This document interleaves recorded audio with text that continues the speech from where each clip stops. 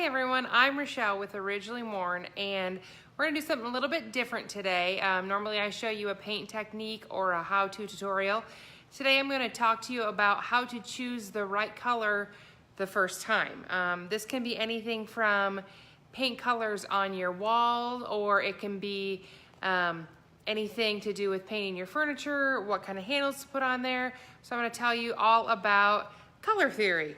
So everything in the world kind of goes around the color wheel here.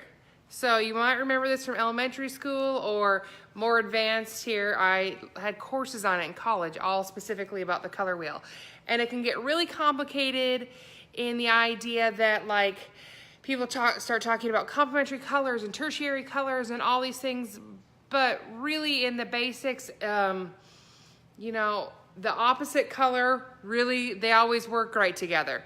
So if you think about it, you have like something in the red field, well, that looks great with green. Now, what a lot of people, and my very best friend is guilty of this too, they say, well, red and green together is Christmas. We don't want Christmas. Well, it doesn't mean that you have to do Christmas red and Christmas evergreen green. Your red could be something like, let me grab, these are red paints on the wall at the shop here.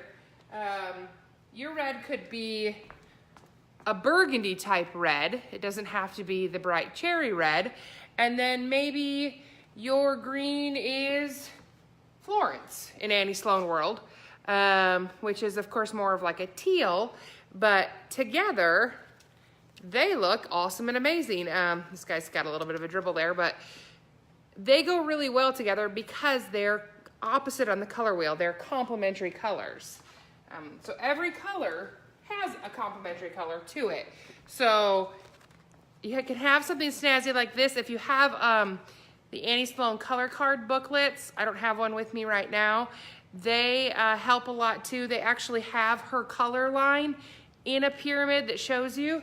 But for example, what looks really great with blue? Well, the opposite on the color wheel is your oranges.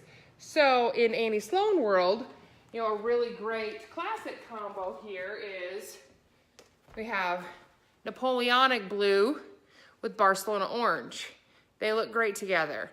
A not so common, but it's still the same idea, is you can mix, let's see, plan. We have Aubusson blue with Scandinavian pink, which is almost a coral pink orange, but it's still the same idea. It's the same theory. So that can really, you know, broaden your horizons. Maybe you're not necessarily a red person in your decor, and so your home is filled with all these beautiful blues and greens and neutral colors, and you need this little teeny pop of a vase or what color floral, you know, should you put on your tablescape? Pick red then. The little teeny hint of it goes a long way. Say you are gonna paint this dresser, Florence, consider putting the inside to be this maybe Emperor silk inside your drawers. Or possibly, see how these two go together? Aren't they pretty? Or even, these are great together. So you could possibly do like the exterior in your dresser in this Provence and the door handles or the drawer handles in the Emperor silk.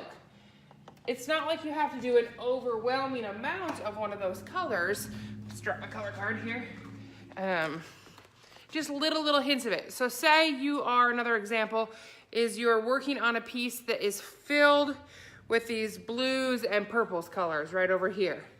Well, just do a little teeny hint of like this yellow and orange and coral world. A lot of times, of course, now the boho is really popular. Do like a swipe of an orange or yellow, and it will add so much more interest and depth to your piece if you have this multiple layered piece looking thing.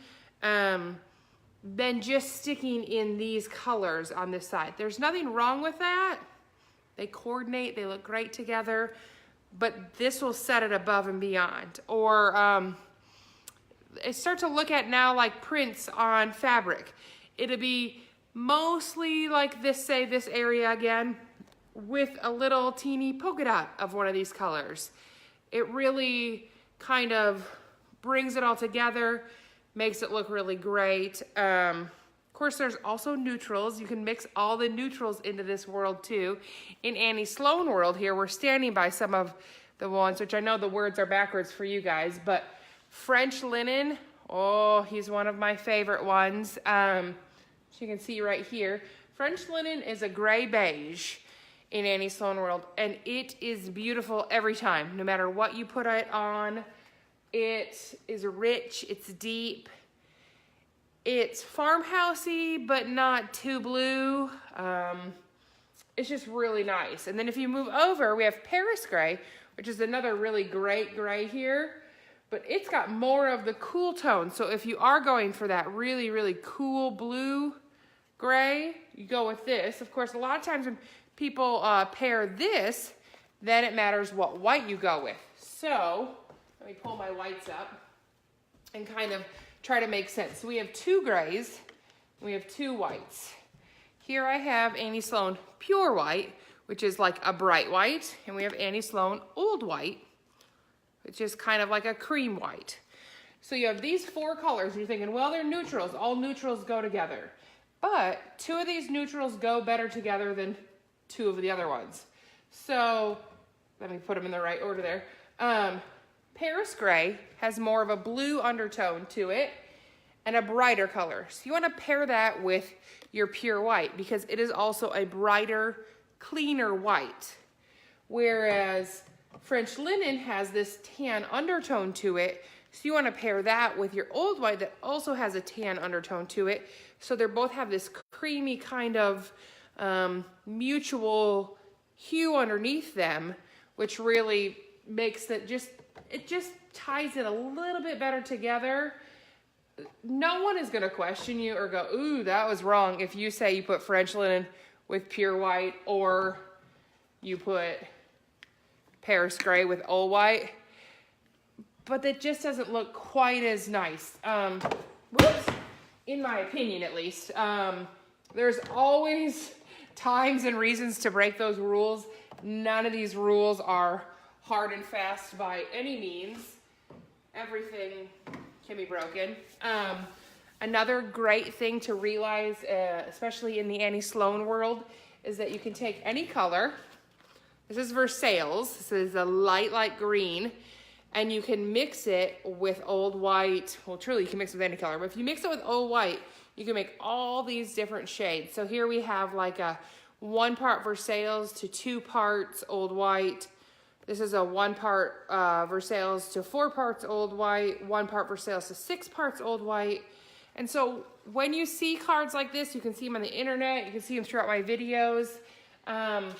Know that they mean, I guess I'll explain. When they say parts, it's like, say you're taking 1 tablespoon is 1 part to 1 tablespoon of another is 1 part. So if I'm going to do this one right here, 1 part Versailles to 2 part old white, I'm going to do 1 tablespoon of Versailles to 2 tablespoons of old white.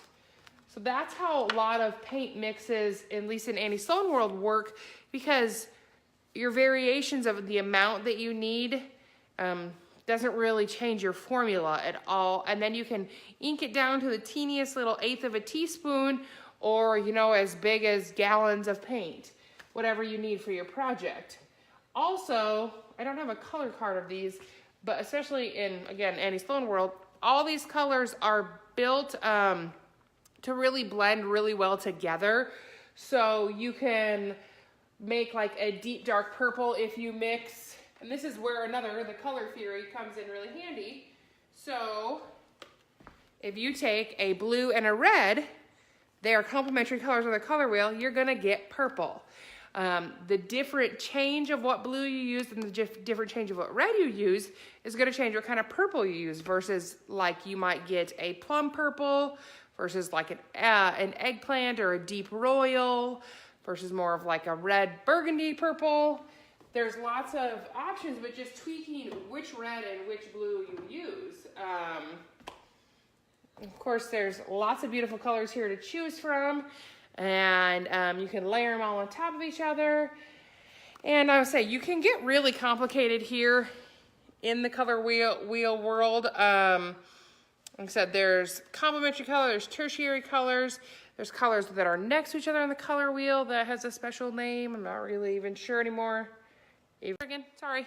Anyway, so that kind of gets you a good place to start.